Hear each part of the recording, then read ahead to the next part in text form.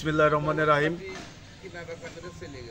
গতকাল আমাদের প্রিয় নেত্রী দেশনেত্রী বেগম খালেদা জিয়া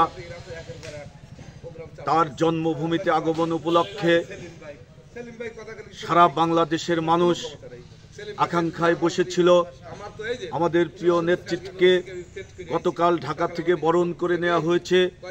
তার ধারাবাহিক অনুসারে আমাদের প্রিয় নেতা জননেতা advocate A K M Selim Reza Habib ভাইয়ের নির্দেশক্রমে আজকে আহমদপুর ইউনিয়ন বিএনপি ও সকল অঙ্গ সংগঠন কর্তৃক আয়োজিত আজকে দেশনেত্রী বেগম খালেদা জিয়ার এই দেশে তার নিজের দেশে আগমন উপলক্ষে আমরা এখানে এ কে এম সেলিম রেজা হাবিব ভাইয়ের নির্দেশক্রমে দোয়ার অনুষ্ঠান করেছি।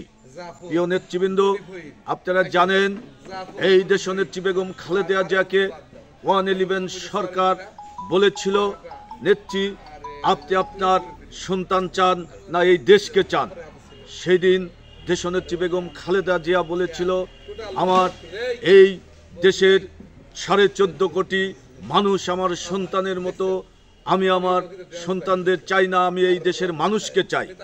তারপরে বেগম খালেদা জিয়ার 2 সন্তানের উপরে জুলুম অন্যায় অত্যাচার করা হয়েছিল।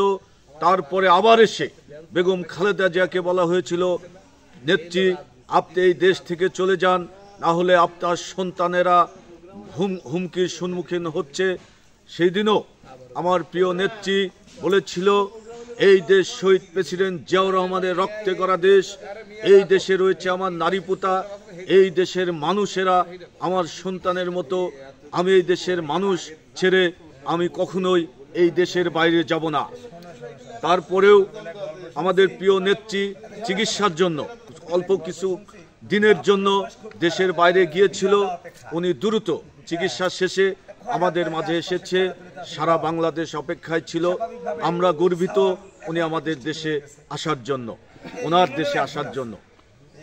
প্রিয় নেতৃবৃন্দ, আপনারা জানেন বেগম খালেদা জিয়াকে এত পেশার, এত নির্মম অত্যাচার জুলুম, তার সন্তানদের এত অত্যাচার করার পরেও দেশনেত্রী বেগম খালেদা জিয়া কিন্তু এই দেশ ছেড়ে যায়নি।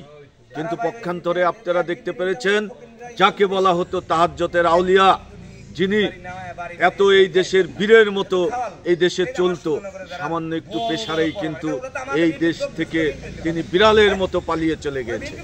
যাই হোক, আমি আমার প্রিয় নেত্রীকে দীর্ঘায়ু কামনা করে এবং প্রিয় নেতা এ কে এম সেলিম রেজা হাবিবকে এবং সকল নেতৃবৃন্দকে সুস্বাস্থ্য দীর্ঘায়ু কামনা করে আমি এখানেই আমার বক্তব্য শেষ করছি। ধন্যবাদ সবাইকে।